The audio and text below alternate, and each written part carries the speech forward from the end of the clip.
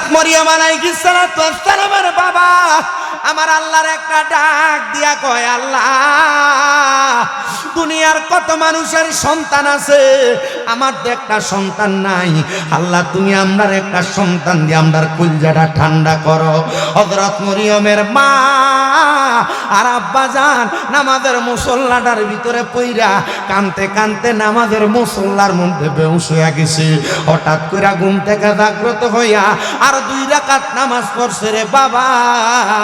হযরত মরিয়মের আব্বা কয়, এরে মরিয়মের মা হযরত হান্না, জানোনি আমার আল্লাহ তাআলা আমারে খবর দিছে আমারে একটা সন্তান দান করব যার নাম হইব মরিয়ম। মুসলমান শুনাম, হযরত মরিয়ম দুনিয়াতে আগমন করছে রে। আব্বা জান ইন্তেকাল করলেন, বাইতুল মুকাদ্দাসের একজন ইমাম কমে গেছে। হযরত মরিয়মের আম্মা জান হযরত হান্না চিন্তা করলো, এ কন্যা সন্তানটারে আল্লাহ আমারে দিয়া আমার স্বামীটারে আমার কাছ থেকে কাইরা নিলেন। ও আল্লাহ, এটা কেমন আজব খেলা খেলাইলেন। হযরত হান্না বলেন, আমি আমার কন্যা সন্তানটারে লালন পালন করার মতো কত টাকা পয়সা সম্পত্তি আমার কাছে নাই। হযরত হান্না বলেন, আমি আমার কলিজার টুকরা কন্যা হযরত মরিয়ম রে কুলের মধ্যে কইরা লইয়া আমি চলে গেলাম এবার বাইতুল মুকাদ্দাস মসজিদের সামনে। ডাক দিয়া বললাম, এ বাইতুল মুকাদ্দাসের ইমামেরা কই আছো তোমরা? 4 জন ইমাম বাইতুল মুকাদ্দাস থেকে বের হয়ে আসলেন। ওনারা ডাক দিয়া কয়, কি গো বড় ইমাম সাহেবের স্ত্রী সাহেবান, আপনি যে আমাদের সামনে চলে আসলেন, কারণটা কি? বলে, আমি তো আমার কন্যাটার লালন পালন করতে পারবো না, আমার কাছে তেমন কোনো অর্থ সম্পদ নাই। তারা ডাক দিয়ে বলেন, আমি রাজি আছি। 4 জন রাজি হয়ে গেলেন, কিন্তু 4 জনকে তো একটা কন্যা সন্তানের দায়িত্ব দেওয়া যাবে না।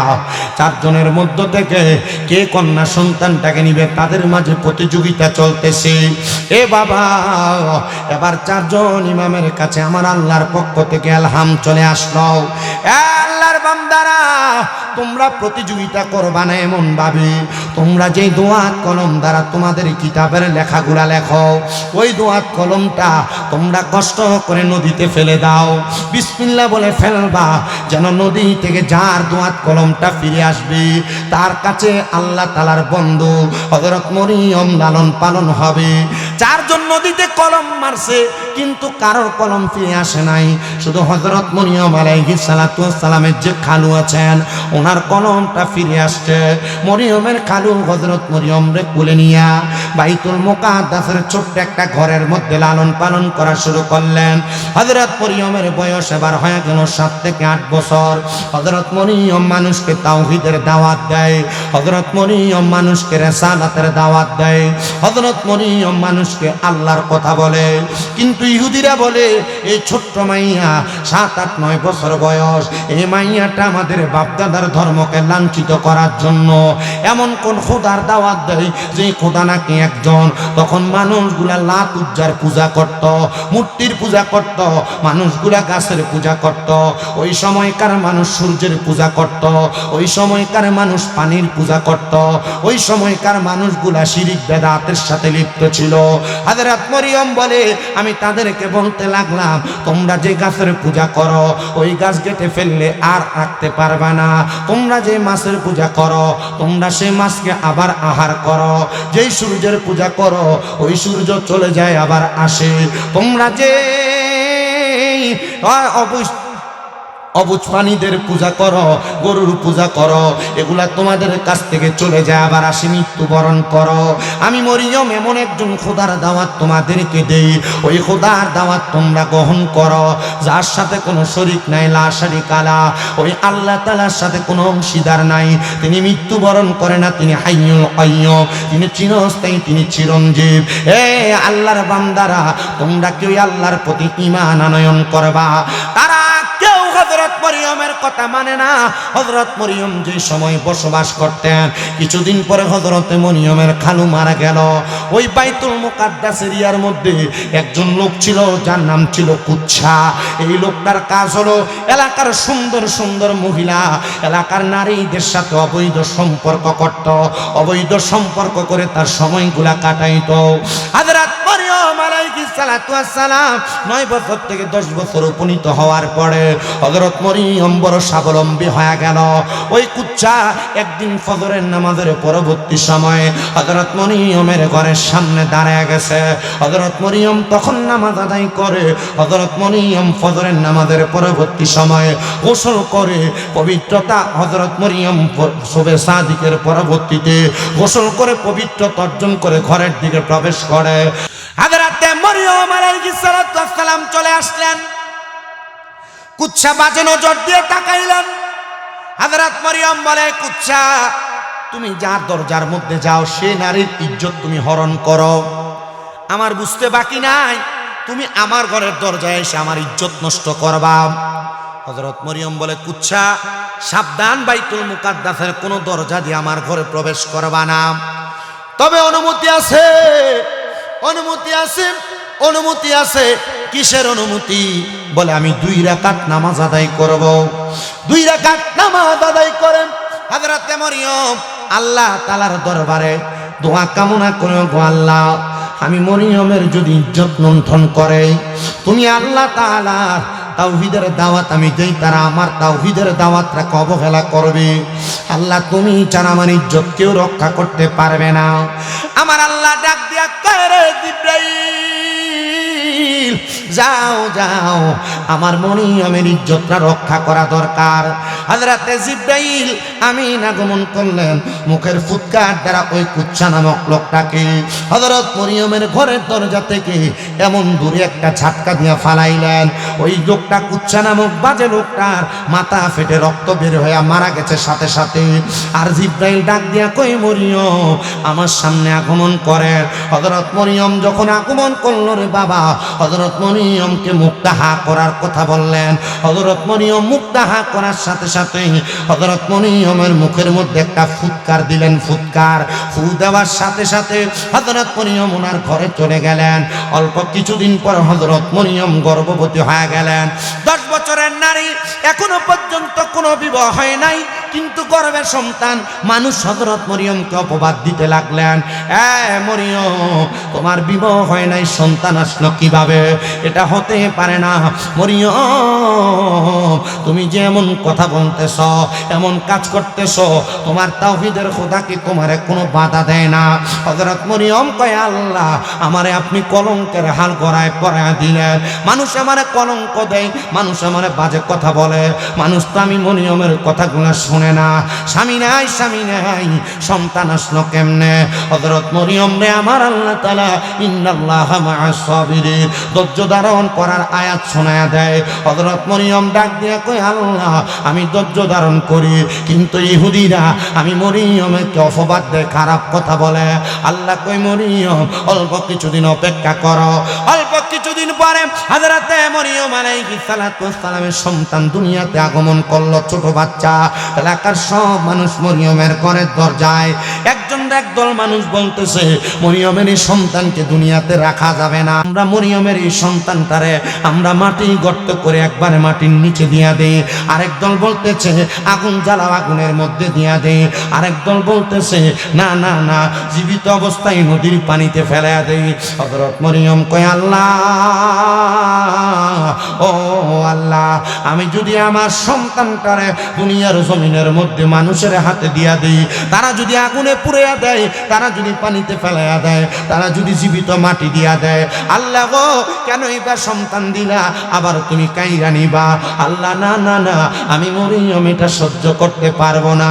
আল্লাহ কই, মরিয়ম ধৈর্য ধারণ করো গো, এই সন্তান সাক্ষী দিবে সন্তানটাকে। যখন হযরত মরিয়মের সন্তানকে তারা নিয়ে যাওয়ার জন্য আসলেন, আসার সাথে সাথে সন্তান ডাক দিয়ে কয়, আমারে তোমরা বাবা ছাড়া সন্তান বলো না, আমি হইলাম ঈসা রুহুল্লাহ। ঈসা রুহুল্লাহ মানে রুহুল্লাহ দ্বারা বুঝাইলেন ফুৎকারের দ্বারা আল্লাহ তাআলা এই হযরত ঈসাকে দুনিয়াতে পাঠাইছেন। যেই মাসের উপাধি হলো, এই মাস হলো আল্লাহর মাস, শাহরুল্লাহ। কথা কন না, কার মাস? আল্লাহর মাস। এই মাসের একটা দাম, এই মাসের একটা সম্মান, এই মাসের একটা তাজিম আছে। একটা হাদিস শরীফ পড়ে দেখলাম, এই মাসের একটা তাজিম হলো, এই রজব মাসের 1 তারিখে কেউ যদি রোজা রাখে, টানা 3 মাস রোজা রাখার সওয়াব। রজব মাসের দ্বিতীয় দিন কেউ যদি রোজা রাখে টানা 2 মাস রোজা রাখার সওয়াব। রজব মাসের তৃতীয় দিন থেকে শেষ পর্যন্ত কেউ যদি প্রতিদিন একটা করে রোজা রাখে, প্রতি রোজায় 1 মাস করে রোজা রাখার সওয়াব। এই রজব মাস শুধু আল্লাহর মাস আর রোজা রাখলে সওয়াব এই জন্যই বিখ্যাত না, এই রজব মাস আরো একটা কারণে বিখ্যাত। কেন? এই রজব মাস 26 তারিখ দিবাগত রাত, 27 তারিখ আগন্ত, ওই সময় আল্লাহ তাআলা মুহাব্বত করে আমরা যেই নবীর উম্মত, ঈসা নবী যেই নবীর উম্মত হইতে চাইছিলেন, আদম থেকে ঈসা নবী পর্যন্ত বহু নবীরা আল্লাহর কাছে শুধু দরখাস্তই করেছিলেন, আল্লাহ আখির নবীর উম্মত বানান, আমাদেরকে নবী না বানান। ওই নবীকে আমার আল্লাহ তাআলা আল্লাহর সাথে মুলাকাত করার জন্য, সাক্ষাৎ করার জন্য মেরাজ করিয়েছেন, ঊর্ধ্বগমন করাইছেন আল্লাহর বাড়ি লামকান।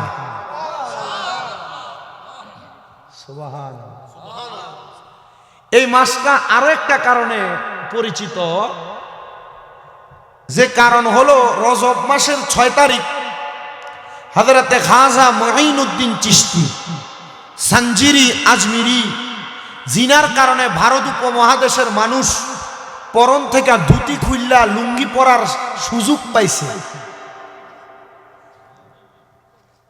প্রতি 3 ওয়াক্ত উলু উলু দিয়া যেই মুসলমান, যেই হিন্দু জাতিরা তাদের সময় কাটাইতো, ওই হিন্দু জাতিদেরকে আল্লাহু আকবরের আজানের ধ্বনি দিয়া একসাথে 80,000 বিদুর্মীরে মুসলমান বানাইছেন।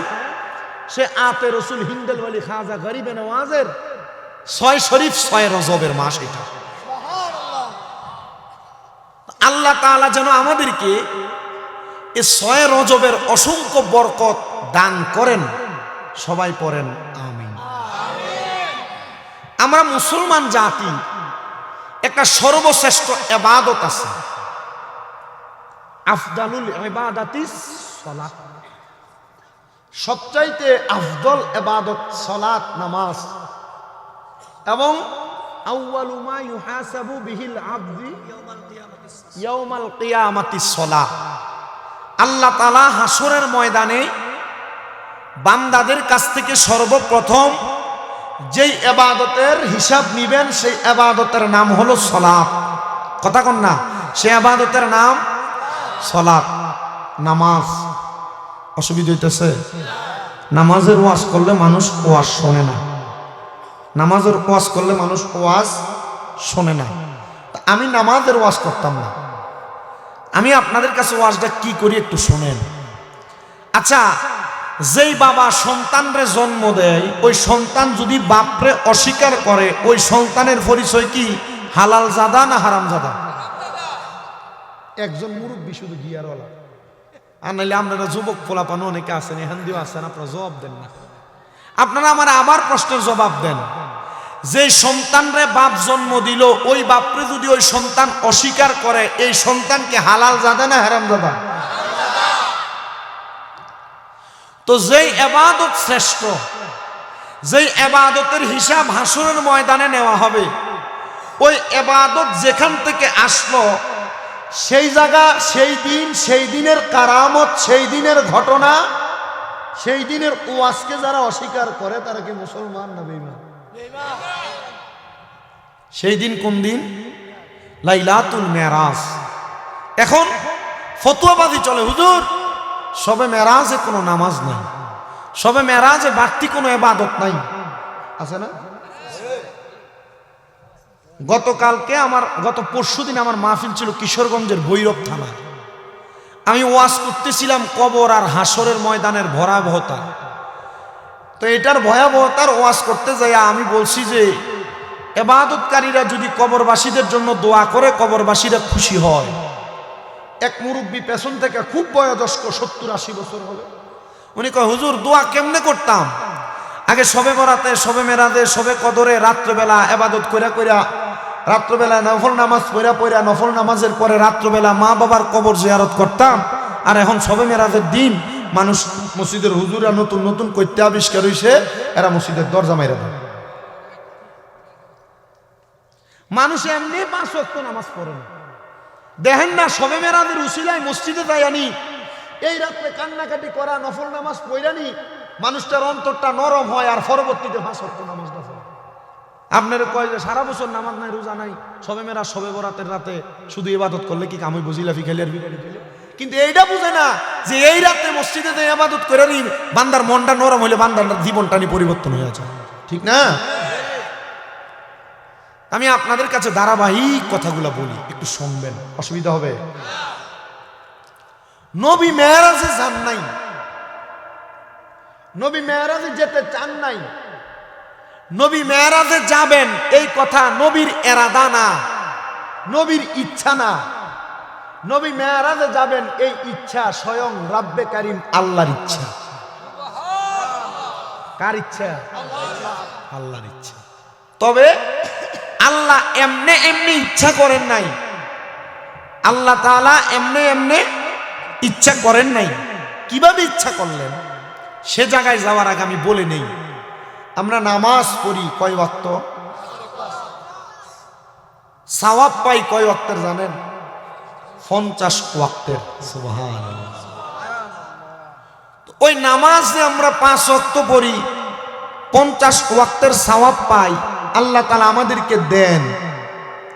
কারণ এই নবীজির 27 বছরের কষ্টের ফসল আর উপহার হিসেবে উম্মতে মুহাম্মদীর নাজাতের ফয়সালা কইরা নবীজি নামাজ নিয়ে আসছেন আল্লাহর কাছ থেকে।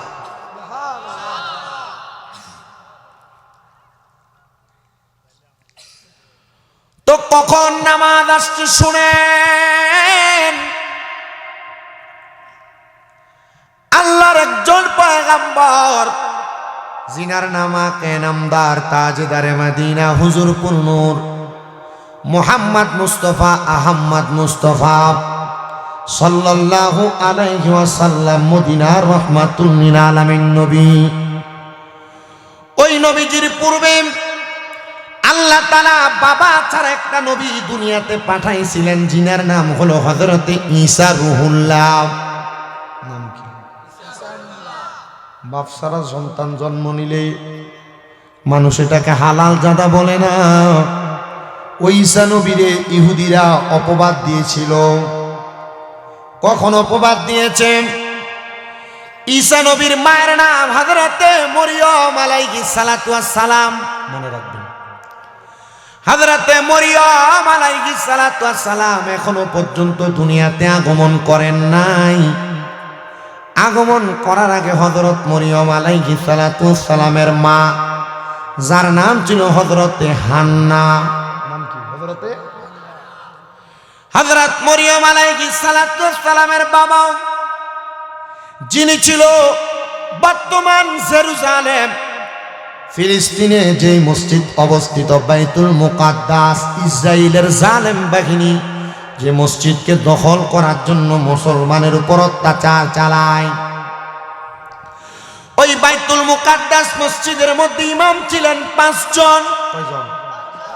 এর মধ্যে হযরত মরিয়ম আলাইহিস সালাতু ওয়াস সালামের বাবা একজন, আর হযরত মরিয়ম আলাইহিস সালাতু ওয়াস সালামের খালু একজন, আর এছাড়া আরো 3 জন ইমাম ছিলেন বাইতুল মুকাদ্দাসের। এ পর্দার অন্তরালের মায়েরা, আপনার একটু অন্তরের কানটা দিয়া শুনবেন।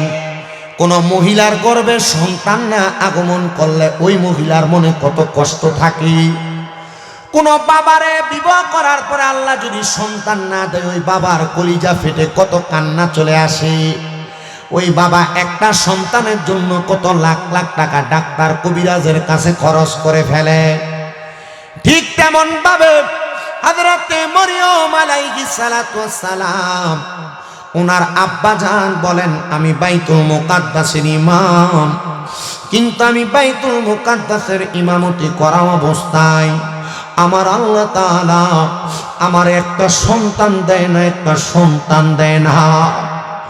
আমি একদিন আমার ঘরে প্রবেশ করলাম, ঘরে প্রবেশ কইরা আমার স্ত্রীকে বললাম, ও আমার স্ত্রী গো, আল্লাহ তো আমাদেরকে একটা সন্তান দেয় না।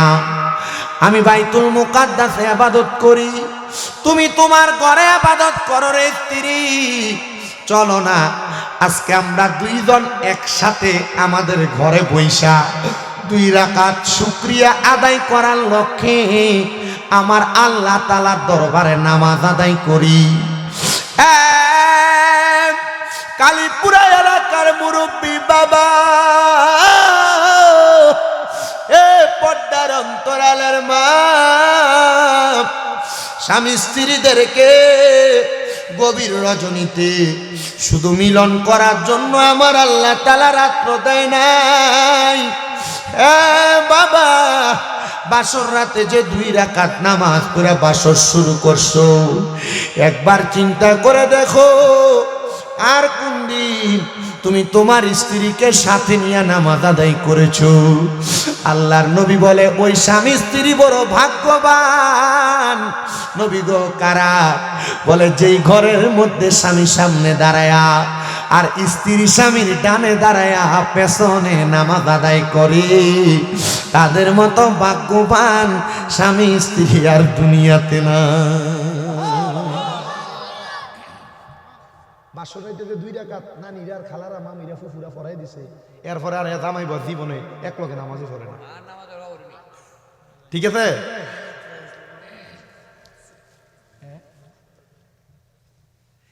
আর যারা বাড়িতে যে ঘুমাইলেছে এরা চিন্তা করতেছে কি একটা ওয়াজ হইতাছে রে, আমরা শুনতাম না রে, কালকে সাধুয়ানে বয়ে বয়ে কইব। সময় আছে চাইলেন।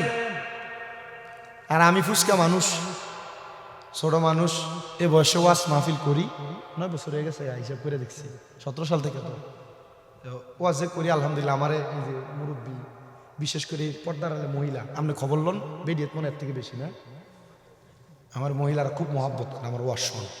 এই যে আমলের বিষয়গুলো বইলা দেই এই বলার কারণে।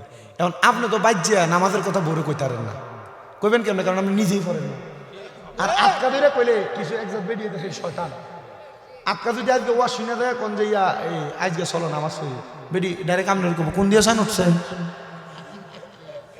কথা কয় না? হ্যাঁ না, এটা বড় ডেঞ্জারাস ভিডিও। ওয়াজ ঠিক আছে না? আচ্ছা ঠিক আছে। আব্বাজি আপনারা কথা বললেন না, মাদ্রাসা ছাত্ররা বাইরের ওই যে সাউন্ডটা বাড়ি দেয়, এটা একটু বন্ধ কমাই দেন। মাশাআল্লাহ। তো আমার বাবাজিরা শুনেন, স্বামী স্ত্রী একসাথে নামাজ পড়বেন, মোহাব্বত হবে। মোহাব্বত কি হবে? আপনার সংসারে অশান্তি হবে না। স্বামী স্ত্রী একসাথে নামাজ আদায় করলে আল্লাহ তাআলা খুশি হয়, সংসারে শান্তি হয়। তো হযরত মরিয়মের আম্মা জান হযরতে হান্নার কাছে ওনার স্বামী ডাক দিয়ে বলে, স্ত্রী গো, কোন দিন একসাথে নামাজ পড়ছি আমাদের মনে নাই, আসো না গো, আজকে আমরা একসাথে দাঁড়ায় দাঁড়ায় নামাজ আদায় করি, দেখি না আমার আল্লাহ দোয়াটা কবুল করেনি।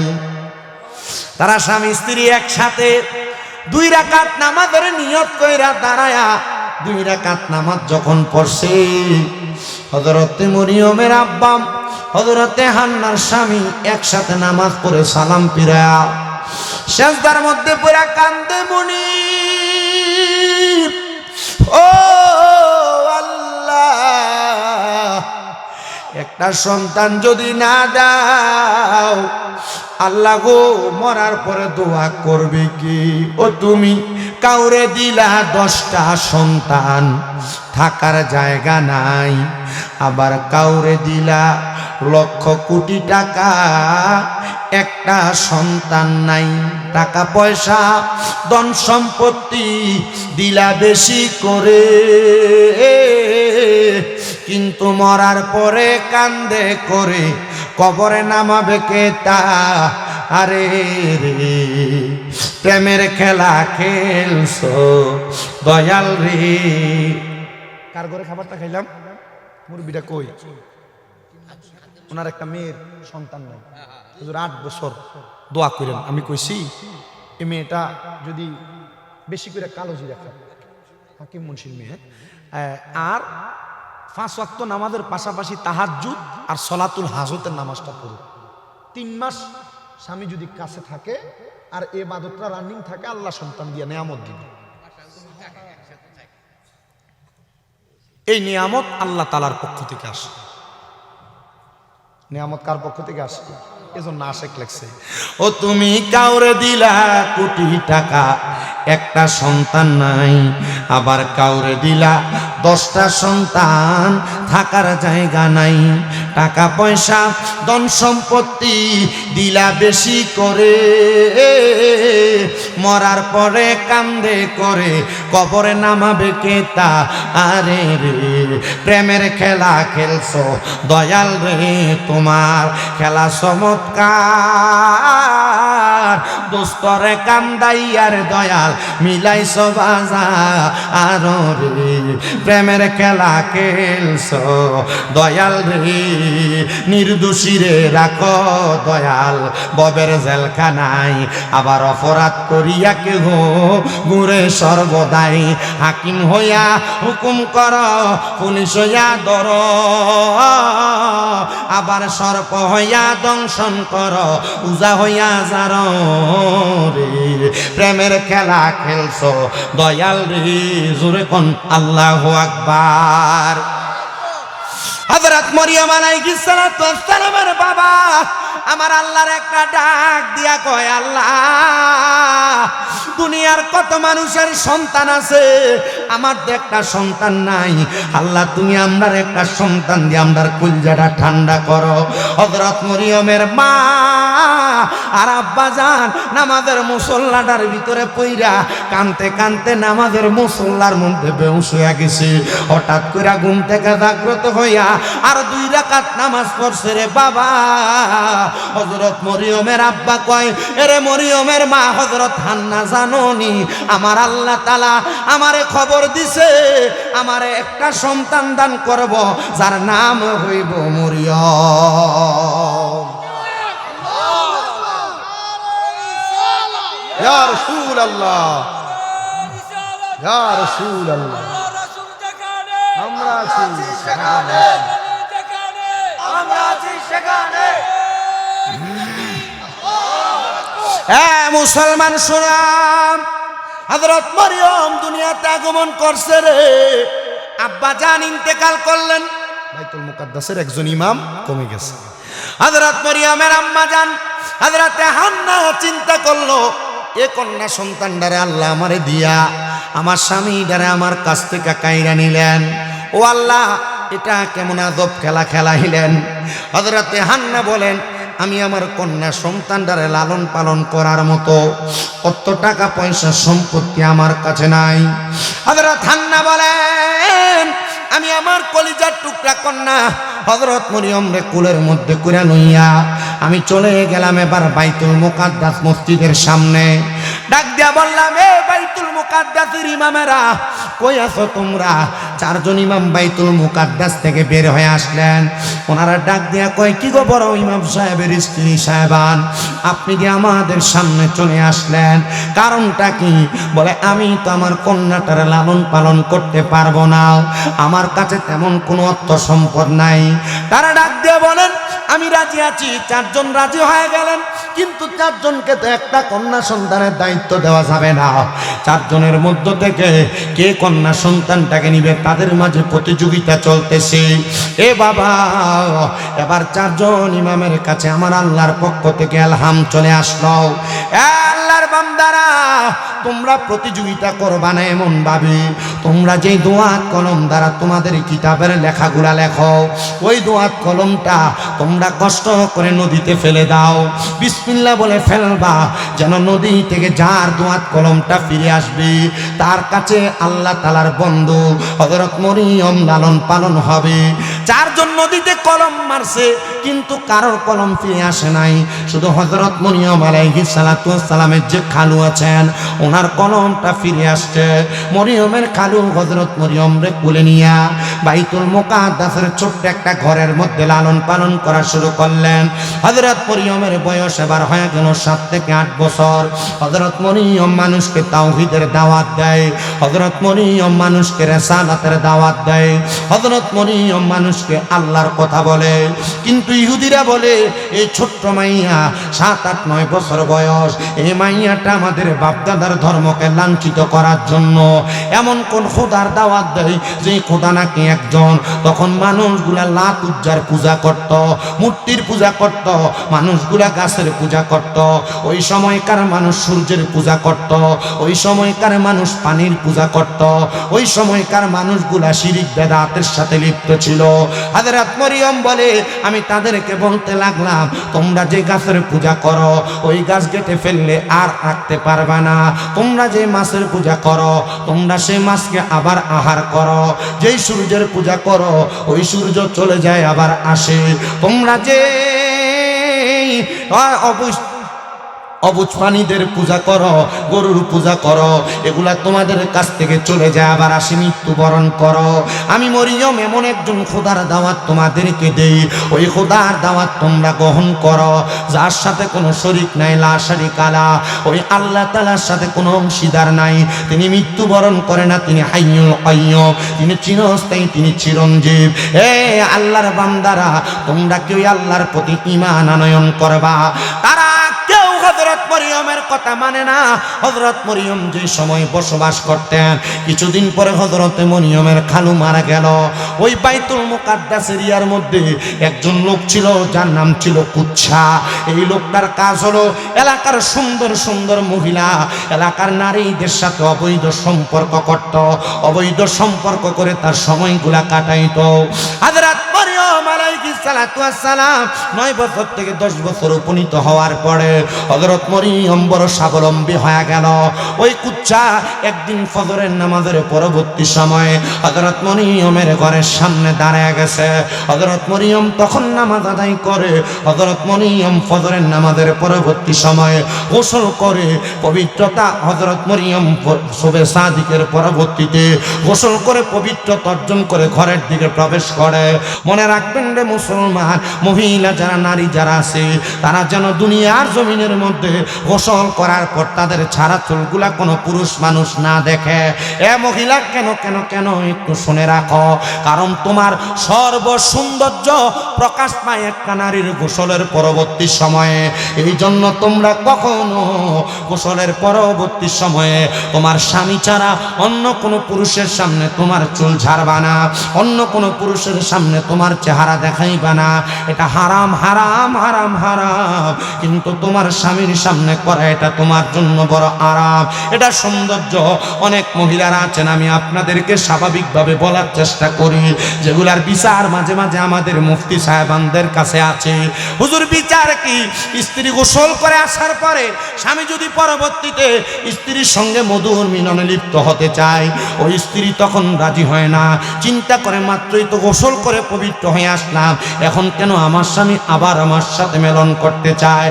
না না না, আমার মা বোনরা যেন এই ব্যাপারে সাবধান হয়ে যায়, সতর্ক হয়ে যায়। তুমি যদি একবার না, দুইবার না, 70 বারও গোসল করে আসো, আর তোমার স্বামী যদি তোমার সঙ্গে 70 বার পরবর্তী গোসল পরবর্তী সময় মিলন করতে চায়, তুমি তোমার স্বামীর মিলনে আগ্রহ প্রকাশ করবা। কারণ কি? কারণ কি? কারণ তোমার স্বামী গোসল পরবর্তী সময় তোমার চেহারা দেখে দেখে শান্তি পায়, প্রশান্তি লাভ করে। এবার আপনারা বলেন, মা বোনরাই আদেশগুলো মানার দরকার আছে নাকি নাই? হযরত মরিয়ম আলাইহিস সালাতু ওয়াস সালাম চলে আসলেন, কুচ্ছা বাজে নজর দিয়ে তাকাইলেন। হযরত মরিয়ম বলে, কুচ্ছা তুমি যার দরজার মধ্যে যাও সে নারীর ইজ্জত তুমি হরণ করো, আমার বুঝতে বাকি নাই তুমি আমার ঘরের দরজায় এসে আমার ইজ্জত নষ্ট করবা। হযরত মরিয়ম বলে, কুচ্ছা সাবধান, বাইতুল মুকাদ্দাসের কোনো দরজা দিয়ে আমার ঘরে প্রবেশ করবা না, তবে অনুমতি আছে, অনুমতি আছে, অনুমতি আছে। কিসের অনুমতি? বলে আমি 2 রাকাত নামাজ আদায় করব। 2 রাকাত নামাজ আদায় করেন হযরত মরিয়ম আল্লাহ তাআলার দরবারে দোয়া কামনা করে, গো আল্লাহ, আমি মরিয়মের যদি ইজ্জত লুণ্ঠন করে, তুমি আল্লাহ তাআলার তাওহীদের দাওয়াত আমি দেই, তারা আমার তাওহীদের দাওয়াতটাকে অবহেলা করবে, আল্লাহ তুমি ছাড়া আমার ইজ্জত কেউ রক্ষা করতে পারবে না। আমার আল্লাহ ডাক দিয়া কয়, রে জিবরাইল, যাও যাও আমার মরিয়মের ইজ্জতটা রক্ষা করা দরকার। হযরতে জিবরাইল আমিন আগমন করলেন, মুখের ফুৎকার দ্বারা ওই কুচ্ছা নামক লোকটাকে হযরত মরিয়মের ঘরের দরজা থেকে এমন দূরে একটা ঝাটকা দিয়ে ফালাইলেন। ওই লোকটা কুচ্ছা নামক বাজে লোকটার মাথা ফেটে রক্ত বের হয়ে মারা গেছে সাথে সাথে। আর জিবরাইল ডাক দিয়া কই মরিয়ম আমার সামনে আগমন করে। হযরত মরিয়ম যখন আগমন করলো রে বাবা, হযরত মরিয়মকে মুখটা হা করার কথা বললেন। হযরত মরিয়ম মুখটা হা করার সাথে সাথে হযরত মরিয়মের মুখের মধ্যে একটা ফুৎকার দিলেন। ফুৎকার ফু দেওয়ার সাথে সাথে হযরত মরিয়ম ওনার ঘরে চলে গেলেন। অল্প কিছুদিন পর হযরত মরিয়ম গর্ভবতী হয়ে গেলেন। 10 বছরের নারী, এখনো পর্যন্ত কোনো বিবাহ হয় নাই, কিন্তু গর্ভে সন্তান। মানুষ হযরত মরিয়মকে অপবাদ দিতে লাগলেন, মরিয়ম তোমার বিবাহ হয় নাই, সন্তান আসলো কিভাবে? এটা হতে পারে না। মরিয়ম তুমি যে এমন কথা বলতেছ, এমন কাজ করতেছ, তোমার তাওহীদের খোদা কি তোমারে কোনো বাধা দেয় না? হযরত মরিয়ম কয় আল্লাহ আমারে আপনি কলঙ্কের হাল গড়ায় পড়ায় দিলেন। মানুষ আমারে কলঙ্ক দেয়, মানুষ আমারে বাজে কথা বলে, মানুষ তো আমি মরিয়মের কথাগুলো শুনে না। স্বামী নাই, স্বামী নাই, সন্তান আসলো কেমনে? হযরত মরিয়ম রে আমার আল্লাহ তাআলা ইন্নাল্লাহা মা'আস সাবিরিন ধৈর্য ধারণ করার আয়াত শোনায়া দেয়। হযরত মরিয়ম ডাক দিয়া কয় আল্লাহ আমি ধৈর্য ধারণ করি, কিন্তু ইহুদিরা আমি মরিয়মকে অপবাদ দেয়, খারাপ কথা বলে। আল্লাহ কই মরিয়ম অল্প কিছুদিন অপেক্ষা করো। অল্প কিছুদিন পরে হযরতে মরিয়ম আলাইহিস সালাতু ওয়াস সালামের সন্তান দুনিয়াতে আগমন করলো, ছোট বাচ্চা।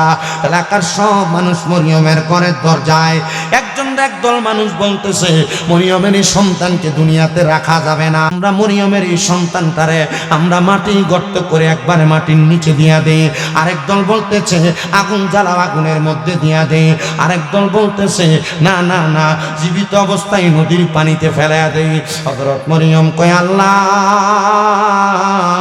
ও আল্লাহ, আমি যদি আমার সন্তানটারে দুনিয়ার জমিনের মধ্যে মানুষের হাতে দিয়া দেই, তারা যদি আগুনে পুড়িয়া দেয়, তারা যদি পানিতে ফেলাইয়া দেয়, তারা যদি জীবিত মাটি দিয়া দেয়, আল্লাহ গো কেন এবার সন্তান দিলা, আবার তুমি কাইরা নিবা?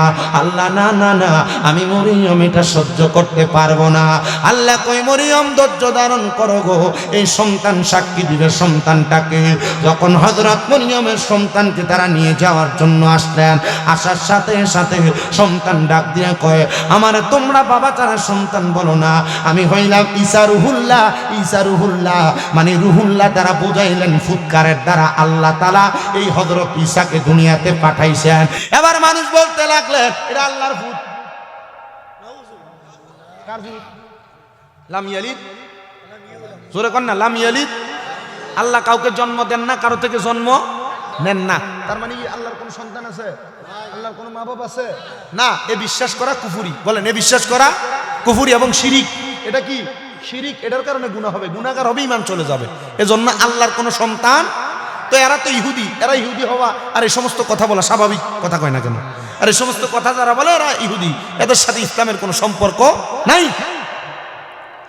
হযরত মরিয়মের এই সন্তানকে যখন আল্লাহর ফুত বলে বলে মানুষ ডাকে, হযরত মরিয়ম বলে আল্লাহ আমি তো এক খোদার সাক্ষী দেই, কিন্তু তুমি যে আমার কাছে এমন একটা কথা শোনাইতেছ আমার এটা সহ্য হয় না।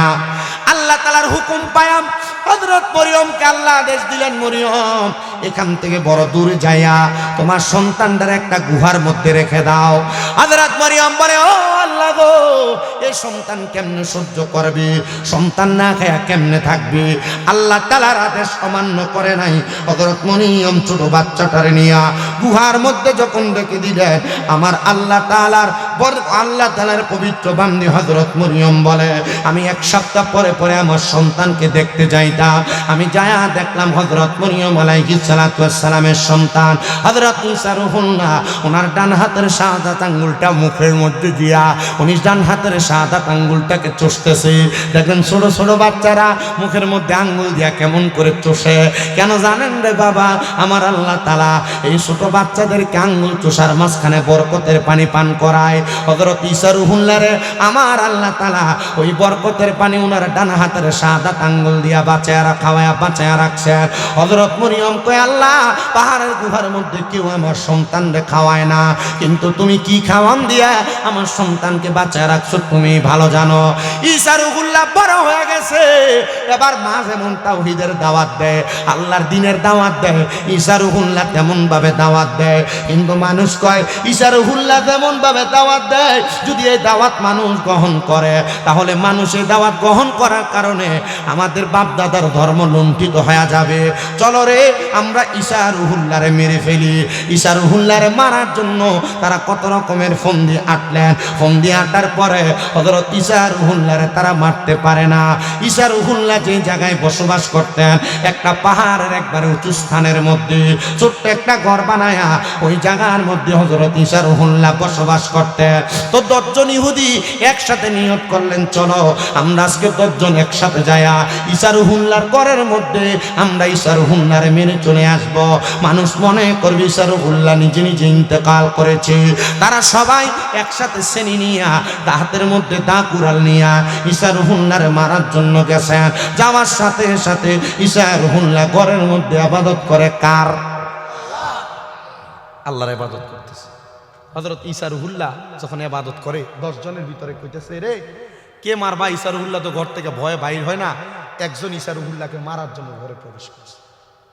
ঈসা রুহুল্লাহ সেজদায় পড়ে রয়েছে, আল্লাহ এখন যদি তারা আমার মাইরা ফেলে তো তোমার তাওহীদ মিস হয়ে যাবে, তোমার কালেমার দাওয়াত মিস হয়ে যাবে। আল্লাহ তুমি আমারে রক্ষা করো। মারহাবা কন্যা দিন। আল্লাহ ডাক দিয়া কয়, রে জিবরাইল যাও যাও যাও, যারা আমার আল্লাহর হয়ে যায় তাদেরকে রক্ষা করে একজন, জোরে কন্যা তিনি কে?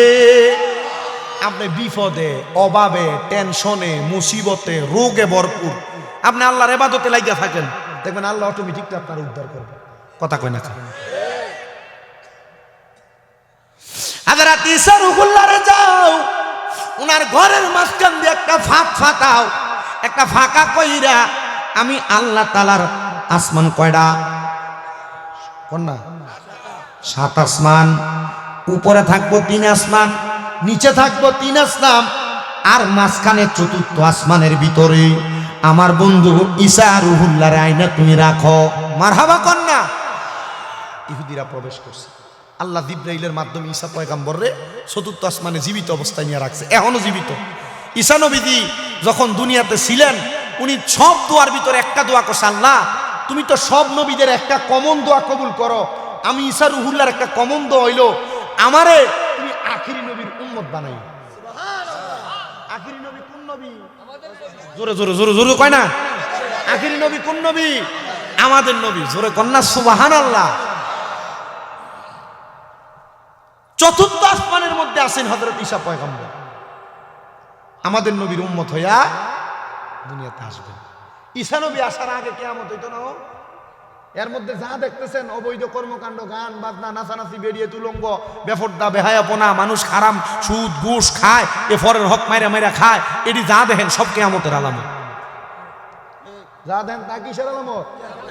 কিয়ামতের আলামত। হযরত ঈসা রুহুল্লাহ যখন 4র্থ আসমানে, তো যারা ঈসা রুহুল্লাহর লগে অন্যায় করছে এর শাস্তির দরকার আছে না? আল্লাহ তাআলা জিবরাইল আমিনের মাধ্যমে যে লোকটা ঈসা রুহুল্লাহরে মারার জন্য ঘরে প্রবেশ করছে, ওই লোকটার চেহারাটা ঈসা নবীর মতো বানায় দিছে।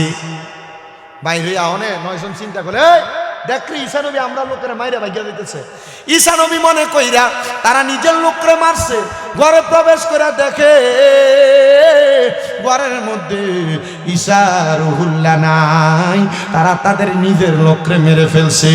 এবার তারা যখন চলে যায়, এবার অল্প কিছুদিনের মধ্যে আমার আল্লাহ তাআলার আসমান আর আল্লাহ তাআলার জমিন, এই দুইটার মধ্যে বড় কথোপকথন হচ্ছে। আসমান এবং জমিনের মধ্য থেকে কথা হয়। আসমান ডাক দিয়া কয়, এ জমিন, আমার আল্লাহ তাআলা আমার আসমানকে বড় সম্মানিত করেছে। জমিন বলে, না না না, আমাদেরকে সম্মানিত করেছে। আসমান আসমান বলে জমিন হ্যাঁ হ্যাঁ হ্যাঁ তোমারে সম্মানিত করেছেন, কিন্তু আমার আল্লাহ তাআলা আমরা আসমানের মধ্যে এমন একজন নবীকে রাখছেন যেই নবী জীবিত অবস্থায় পর্যন্ত এখনো পর্যন্ত আছে, জমিন আর কোনো উত্তর আসমানকে দেয় না। 570 খ্রিস্টাব্দে মদিনার রাহমাতুল লিল আলামিন নবী হযরতে খাজা আব্দুল্লাহর বাংলা কুটিরের মধ্যে মা আমেনার হুজরা মুবারকের মধ্যে রেহেমের মধ্য থেকে যখন আগমন করলো, জমিন আসমানের কাছে জবাব দেয়, আসমান শোনো শোনো শোনো, ও আসমান শোনো, আমার আল্লাহ তাআলা এমন একজন নবীকে আমি জমিনের মাঝে পাঠাইছেন যেই নবীর না বানাইলে আদম থেকে ঈসা নবী পর্যন্ত যত নবী রাসূল আছে, নবীর আল্লাহর বাড়িতে নেওয়ার জন্য, মেরাজ করার জন্য সুবহানাল্লাযী আসরা বিআবদিহি লাইলাম মিনাল মাসজিদিল হারামি ইলাল মাসজিদিল আকসাল্লাযী বারাকনা হাওলাহু লিনুরিয়াহু মিন আয়াতিনা ইন্নাহু হুয়াস সামিউল বাসীর।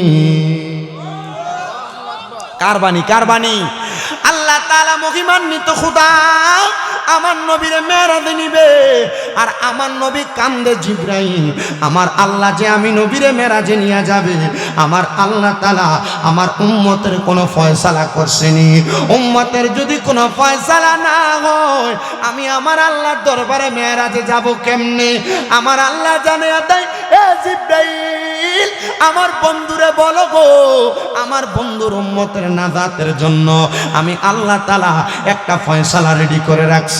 আমার নবীজি রওনা করবেন উম্মে হানির ঘরের মধ্যে, আমার নবী 2 রাকাত নামাজ আদায় করেছে।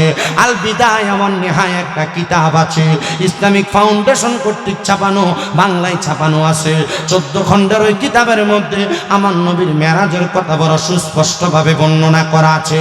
ও বাবা, আমার নবী 2 রাকাত নামাজ পড়ে জান্নাতি খানাপেনা বক্ষণ করে নবী আমার রওনা করলেন মেরাজে যাবে। আমার নবী বের হওয়ার সাথে সাথে জান্নাতি বুরাকের মধ্যে চইরা আমার নবী রওনা করলেন নবীর হুজরা মুবারক থেকে। আমার নবী চলে গেলেন বাইতুল্লাহ শরীফের মধ্যে। নবী আমার বাইতুল্লাহ শরীফের মধ্যে 2 রাকাত নামাজ আদায় করেছেন। বাইতুল্লাহ শরীফ থেকে আমার নবী বুরাক পিঠে চইরা আমার নবী চলে গেলেন বাইতুল মুকাদ্দাসের মধ্যে। আব্বাজি, এই জায়গাটার মধ্যে নবীজির মেরাজের বড় একটা বিশাল জায়গা। কি বিশাল জায়গা? আপনি যদি কখনো সম্ভব হয় মোবাইলে গুগলে লিখেন অথবা ম্যাপসে লিখেন যে কি, যে বাইতুল্লাহ শরীফ থেকে বাইতুল মুকাদ্দাসের দূরত্ব কত। আমি একদিন লিখছিলাম অনেকটা দূরত্ব, আমার মনে নাই, মনে পড়তেছে অনেক দূরত্ব, যা এক রাতে যাওয়া সম্ভব না, এক রাতে যাওয়া সম্ভব না। অনেক, আমার 40 দিন না যেন কি দেখছিলাম হাইটা গেল তো নবীজি, হ্যাঁ 40 দিন না, জান্নাতি বোরাকের পিঠে উঠা নবীজি এক রাত্রিতেই বাইতুল হারাম মানে মসজিদে হারাম থেকে এক কথায় মক্কাতুল মুকাররমা থেকে বাইতুল মুকাদ্দাসে গেছেন। মারহাবা পড়েন না। আমার নবী বাইতুল মুকাদ্দাসে গেলেন। শুধু বাইতুল মুকাদ্দাসে যান নাই, বাইতুল মুকাদ্দাসের মধ্যে যায়া বর্তমান ফিলিস্তিনের মুসলমান যে জায়গায় যে হেরামে নামাজ পড়েন ওই বাইতুল মুকাদ্দাস মসজিদের মধ্যে আমার নবীজির ঘোড়াটা, আমার নবীজির বোরাকটাকে বাঁধলেন। বাঁধার পরে আমার নবী বাইতুল মুকাদ্দাসের মধ্যে প্রবেশ করে দেখেন ওই বাইতুল মুকাদ্দাস মসজিদের মধ্যে আদম থেকে ঈসা নবী পর্যন্ত যত নবী রাসূল ছিলেন সব নবীরা সে জায়গায় দাঁড়ায় আছে। সবাই ডাক দে হালা ওয়া সাহালান, মারহাবান মারহাবান দুয়ুফুর রহমান, আল্লাহর মেহমান বলে বলে আমার নবীকে স্বাগতম জানায়। নবীকে সামনে দিয়া তারা এবার নামাজ পড়তে লাগলেন। নামাজ 2 রাকাত নামাজ আদায় করতে লাগলেন। ও বাবা শোনেন গো, এই জন্য আমাদের নবী মুহাম্মদুর রাসূলুল্লাহ সাল্লাল্লাহু আলাইহি ওয়াসাল্লাম নবীজির একটা উপাধি হলো ইমামুল মুরসালিন। ইমামুল মুরসালিন কেন? কারণ নবীদের ইমামতি করেছিলেন, রসুলদের ইমামতি করার কারণে উনি রসুলদেরও ইমাম, রসুলদেরও নেতা। মারহাবা পড়েন জোরে। বন্ধু শুনেন গো, নবীজি তাদের সঙ্গে নামাজ আদায় করে আমার নবীজি রাহমাতুল লিল আলামিন নবী বাইতুল মুকাদ্দাসের একটা জায়গা থেকে ঊর্ধ্বগমন করলেন। আসরা বি আবদিহি লাইলাম মিনাল মসজিদিল হারামি ইলাল মসজিদিল আকসাল্লাযী বারাকনা হাওলাহু। আমার আল্লাহ তাআলার কাছে দেখা করার জন্য, মেরাজ করার জন্য, সাক্ষাৎ করার জন্য। কেমন সাক্ষাৎ? কাবা কাউসাইনি আও আদনা, একটা তীর এবং ধনুক যত কাছাকাছি আমার আল্লাহর সাথে আমার নবী তত কাছাকাছি মুলাকাত করেছে। বলে হুজুর তাহলে কি আল্লাহর আকার আছে? না, এ বিশ্বাস করা যাবে না। আল্লাহর কি আকার আছে নাকি? না, এটা করা যাবে না। আল্লাহ এবং রসুল কি দেখছেন এটা ওনারাই ভালো জানেন, ওনারাই ভালো জানেন। আমি আমার এক ওস্তাদরে প্রশ্ন করছিলাম, হুজুর বেটা আল্লাহ তো আকারই নাই। আমি বললাম জি হুজুর মানলাম, তো নবীজি ওইখানে যে কি দেখছেন?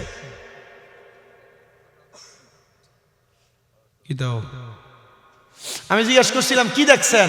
বলছে এটা আল্লাহ এবং তার রসুল ভালো জানেন। সুবহানাল্লাহ পড়েন না।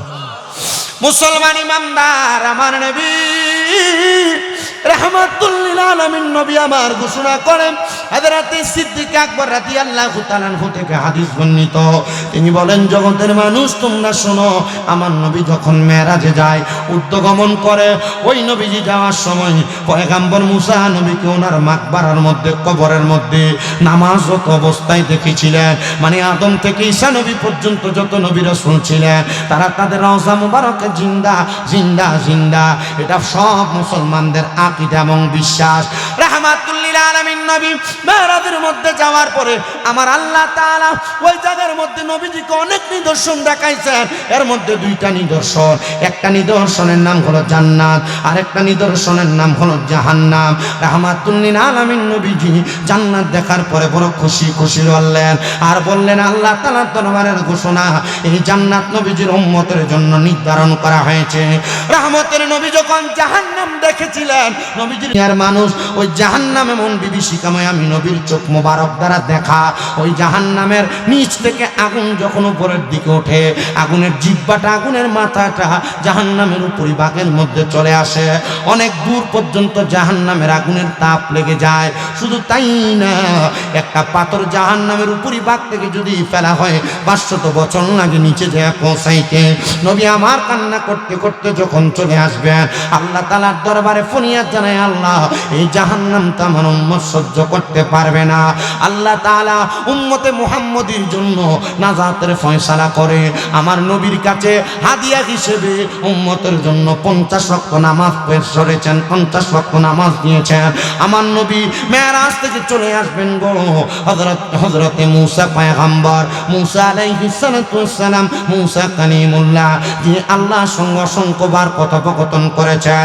মুসা পয়গম্বরে যখন দেখা হয়, উনি উম্মতে মুহাম্মদের দুর্বলতা প্রকাশ করে বলেছেন, আপনার উম্মতেরা এই নামাজ এত কষ্ট করে আদায় করবে না। আমার নবী একবার একবার করে করে 8 বার নামাজ কমায়া উম্মতে মুহাম্মদের জন্য 5 ওয়াক্ত নামাজ নির্ধারণ করে আনলেন। ওই 5 ওয়াক্ত নামাজ উম্মতে মুহাম্মদি যদি আদায় করে, উম্মতে মুহাম্মদিরা 50 ওয়াক্তের নামাজের সওয়াব পেয়ে যাবে। এই উম্মত শোনো গো, এই উম্মত তোমরা শোনো, আমি সবার ঘাটাতে একটু কথাই বলে দিয়ে যাই। আমরা মেরাজের রাতে যে নফল ইবাদত করি, আমরা এটাকে ফরজ মনে করি না, ওয়াজিব মনে করি না, সুন্নত মনে করি না, আমরা নফল ইবাদত করি। নবীজি মেরাজে যাওয়ার সময় নবীজির হুজরাতে 2 রাকাত নামাজ পড়েছেন, নবী মেরাজে যাওয়ার সময় বাইতুল্লাহতে 2 রাকাত নামাজ পড়েছেন, বাইতুল মুকাদ্দাসে 2 রাকাত নামাজ পড়েছেন।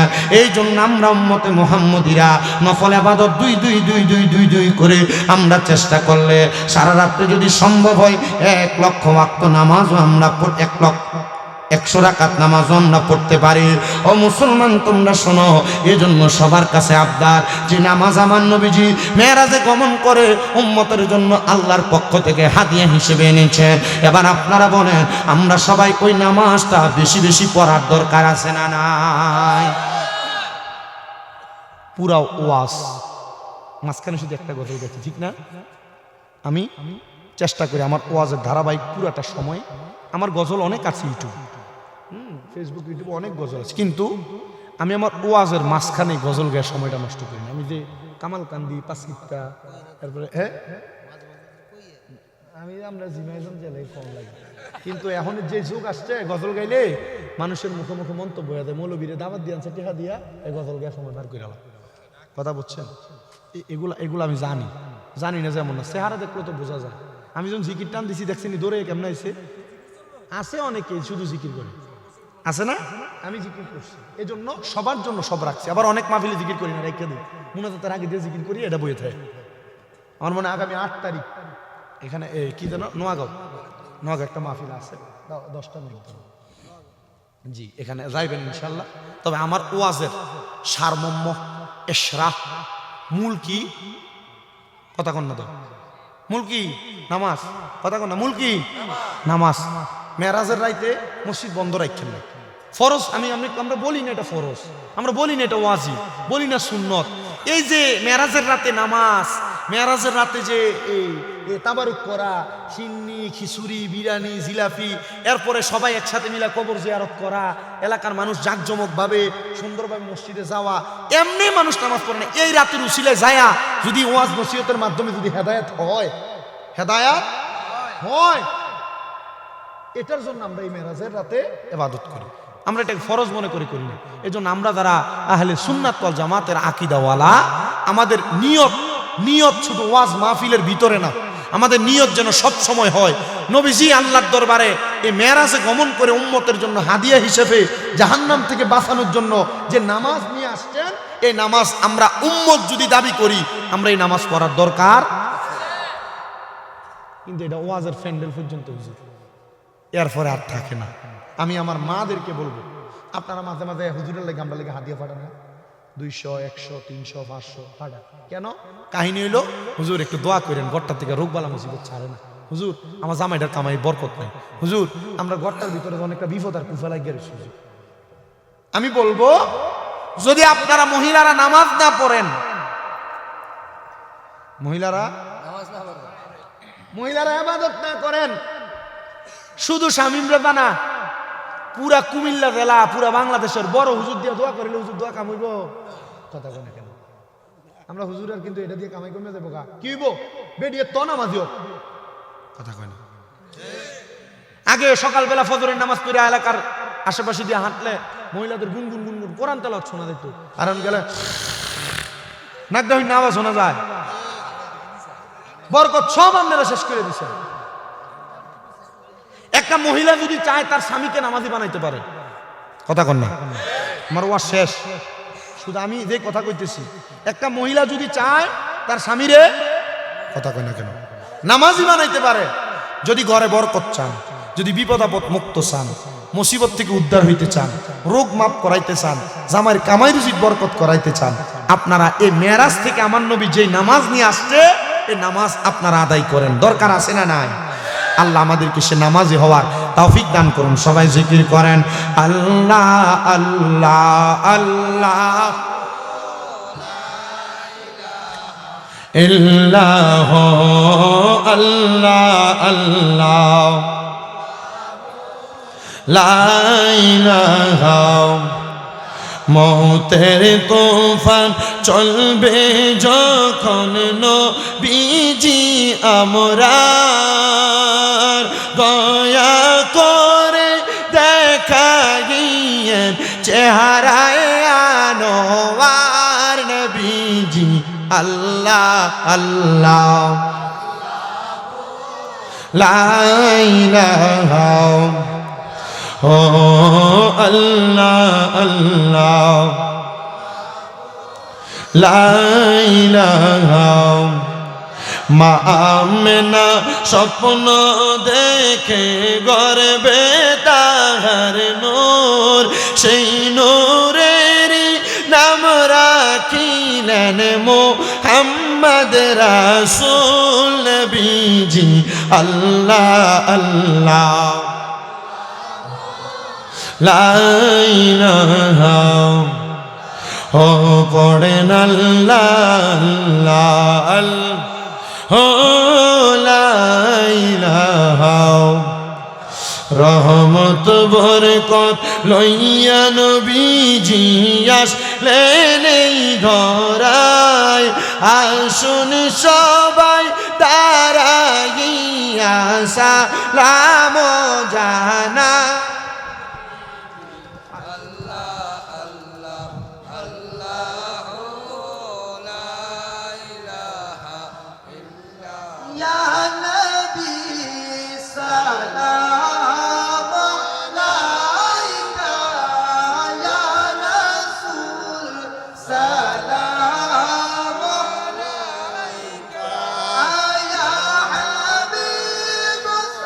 গরবান কোন পাখি ওইরা যাইব নিজুম জঙ্গলায় দমে দমে মাশাআল্লাহ আল্লাহ আল্লাহ কেবা তোমার বইনু ভাই সঙ্গের সাথী কেহ নাই কেবা তোমার বইনু ভাই সঙ্গের সাথী কেহ নাই পরকালে যাইবার বেলা কাউরে পাইবা না মাশাআল্লাহ আল্লাহ আল্লাহ আল্লাহ দমে দমে জফর না আল্লাহ আল্লাহ দমে দমে আল্লাহ আল্লাহ আল্লাহ আল্লাহ একদিন নিয়া যাইবা ইমানদার বানাইয়া নিও নবীজির প্রেম ইমানের মূল সবাই বোঝার তৌফিক দিও মারহাবা আল্লাহ আল্লাহ কোরআনে আহাব্বায়াসে ইউহিব্বুকা হাদিসেতে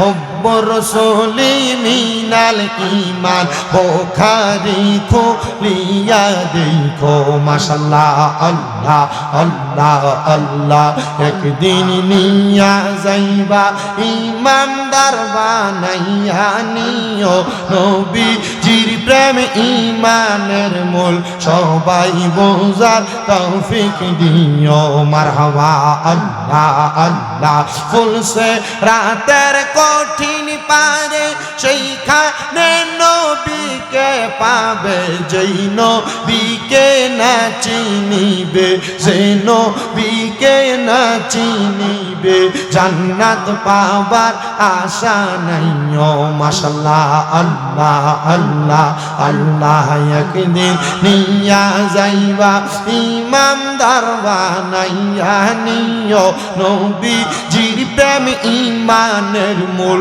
সবাই বোঝার তৌফিক দিও মাশাআল্লাহ আল্লাহ আল্লাহ মা খাদিজা যাদের নানি ছিল মায়ায় বড় দুনি যাবলে নূরে যাইতেন তিনি নবীকে খাওয়াইতে খানা আল্লাহ একদিন নিয়া যাইবা ইমানদার বানাইয়া নিও নবীজির প্রেম ইমানের মূল সবাই বোঝার তৌফিক দিও মারহাবা আল্লাহ আল্লাহ আল্লাহ আল্লাহ আল্লাহ আল্লাহ আল্লাহ আল্লাহ আল্লাহ আল্লাহ আল্লাহ আল্লাহ আল্লাহ আল্লাহ আল্লাহ আল্লাহ লা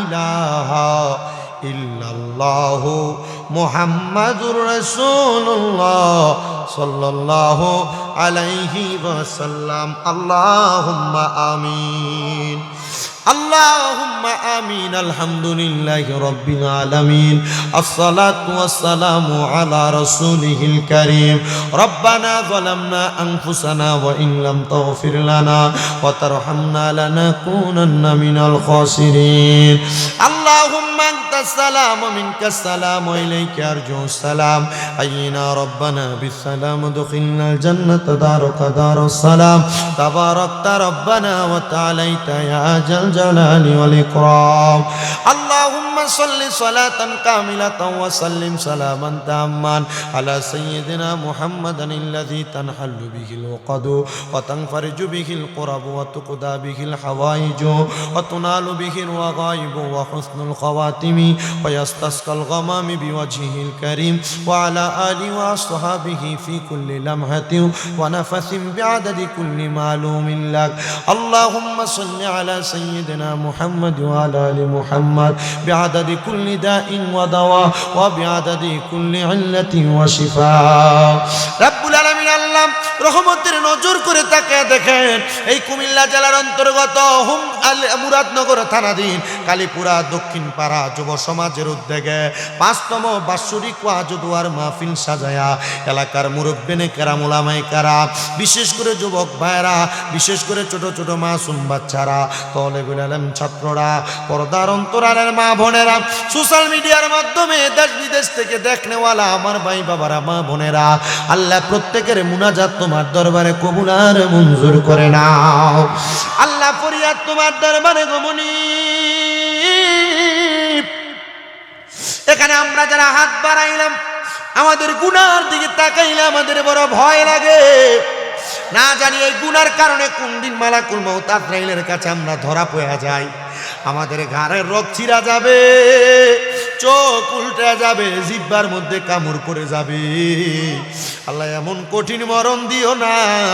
আল্লাহ আমাদেরকে ইমানে আমলে জিন্দেগি নসিব করে দাও রাব্বুল আলামিন। আল্লাহ এই মজলিসের মধ্যে কে জানি হাত বাড়াইছে, কার জানি জগতের মধ্যে বাবা নাই, যেই বাবা রিক্সা চালায়া মাটি কাইটা মাথার গাম পায়ে ফেলায়া পরের বাড়িতে বদলার কাজ কইরা সন্তানরে মানুষের মতো মানুষ করার জন্য আব্বা রক্তরে পানি বানাইছে। আল্লাহ যাদের এমন বাবা কবরে, আব্বার কবর জান্নাতের বাগান বানায়া দাও। ও আল্লাহ, জানি না কে জানি হাত বাড়াইছে, কার জানি দুনিয়াতে মা নাই। হাইরে 10 মাস 10 দিন গর্ভে ধারণ কইরা সন্তানের প্রসব বেদনা সহ্য কইরা নিজে না খেয়ে সন্তানের রাত্রি যাপন করে কষ্ট করে মানুষ কইরা আজকে কার জানি এমন মা কবরে। আল্লাহ তাদের আম্মার কবর জান্নাতের বাগান বানায়া দাও। এমন অনেক ভাগ্যহারা সন্তান আছে যার তকদিরে মা বাপ দুইজন আল্লাহ উঠে নিয়ে গেছে। আল্লাহ তাদের আম্মা আব্বা দুইজনের কবর নাজাতের ফয়সালা করে দাও। আম্মায় আব্বা চইলা গেছে, ওই আল্লাহ যারা রে ফালাইয়া তারারে রাইখা গো গেছে কান্দিবার লাগিয়া। আল্লাহ যাদের মা বাবা কবরে, আম্মা আব্বার কবর জান্নাতের বাগান বানায়া দাও। যাদের মা বাবা বেঁচে আছে হায়াতে তয়্যিবা নসিব করে দাও। অনেকের মা বাবা সুস্থ আছে, পরিপূর্ণ সুস্থতার নিয়ামত দান করে দাও।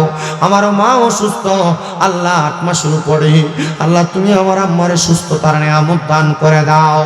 আল্লাহ বিশেষ করে গো মনি পর্দার অন্তরালে অনেক মা বোনেরা দোয়া চাই, মায়ের বংশ, বাবার বংশ, দাদা দাদি, নানা আত্মীয় স্বজনের বংশধর প্রত্যেককে তুমি মাফ করে দাও। এখানে যারা হাত বাড়াইছেন, যারা দেশ বিদেশ থেকে হাত বাড়াইছেন, প্রত্যেকের ব্যবসা বাণিজ্য কাজকর্মে চাকরিতে বরকত দান করে দাও। অনেক প্রবাসী ভাইরা বিদেশ থেকে দোয়া চায়, আল্লাহ আমার প্রবাসী ভাইদের কামাই রুজিতে বরকত দেন, যাদের আকামা নাই আকামার ব্যবস্থা করে দেন, যাদের কাজ কাম নাই কাজ কাম দিয়া দেন। আল্লাহ অনেক অভাব অনটনের মধ্যে সময় কাটায়, অবমনটন দূর করে দেন, কঠিন বিমার থেকে আপনি শেফা দান করে দেন। আল্লাহ কালীপুরার দক্ষিণ পাড়া যুব সমাজের ভাইয়েরা, যেই যুবকেরা তো কষ্ট করে জান্নাতের বাগান মাহফিল সাজাইছে, এই মাহফিলে যারা টাকা দিয়া, পয়সা দিয়া, শ্রম দিয়া, বুদ্ধি দিয়া, পরামর্শ দিয়া, মাইক দিয়া, লাইট দিয়া, প্যান্ডেল দিয়া, মিডিয়ার ভাই সম্মানিত শ্রোতা মণ্ডলী, পুরুষেরা, মা বোনেরা, আল্লাহ প্রত্যেকের খাস দোয়াগুলা তোমার দরবারে কবুল আর মঞ্জুর করে নাও। ফরিয়াদ তোমার দরবারে এ মাহফিল 5তম মাহফিল, কিয়ামত পর্যন্ত মাহফিল তুমি কবুল মঞ্জুর করে নাও। আল্লাহ মরণ দিবা দুঃখ নাই, তবে বেঈমান বানায় মরণ দিও না। আহাসুল খাস শেষভাবে আল্লাহ ফরিয়াদ জানাই সমস্ত পৃথিবীতে আল্লাহ ফিলিস্তিনের মুসলমান সহ, আল্লাহ সুদানের মুসলমান সহ যত জায়গায় মুসলমানরা নির্যাতিত, জালেমের জুলুম থেকে তাদেরকে হেফাজত করো। এই সোনার বাংলাদেশের উপর তোমার খাস রহমত বরকত দান করে দাও। আর মরণের আগে প্রত্যেকের আখিরি জবানে মধুর কালেমা পড়ে দিয়েন, লা ইলাহা ইল্লাল্লাহু মুহাম্মাদুর রাসূলুল্লাহ সাল্লাল্লাহু আলাইহি ওয়াসাল্লাম। আসসালামু আলাইকুম ওয়া রাহমাতুল্লাহি ওয়া বারাকাতুহু।